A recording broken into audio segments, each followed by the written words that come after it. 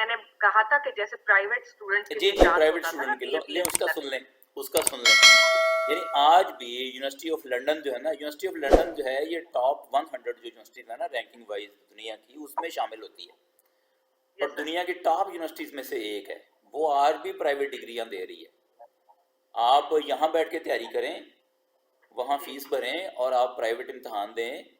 اور ان کے امتحانی سینٹر بھی جو ہے نا وہ آپ کے ملک میں بنیں گے. آپ کے لیے حیران کن ہوگا. یہ آپ کے لیے برٹش کونسل انتظام کرے گی، آپ وہاں سے BBA کی ڈگری لیں، آپ LLB کی ڈگری لیں، اور یہ بڑی بڑی یونیورسٹیاں دنیا کی پرائیویٹ ڈگریاں دے رہی ہیں صرف امتحان کی بنیاد پہ، لیکن ہم یہاں اس کو ختم کرنے جا رہے ہیں. تو یہ ایک طرح سے اس پر اچھا خاصا ہیو اینڈ کرائی آئے گا، اچھا خاصا مسئلہ پیدا ہوگا کہ پرائیویٹ جو طالب علم ہے نا، جب اس کو ہم منع کریں گے، ابھی تک تو چونکہ منع نہیں کیا یونیورسٹیز نے،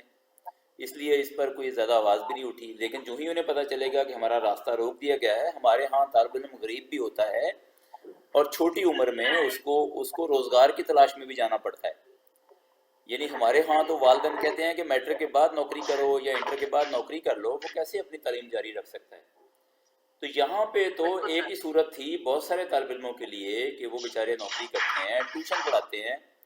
یا کھیتوں میں کام کرتے ہیں، دکان پہ بیٹھتے ہیں، تو وہ ساتھ ساتھ تھوڑا بہت پڑھتے ہیں اور سال کے آخر میں امتحان دے کے پاس ہو جاتے ہیں.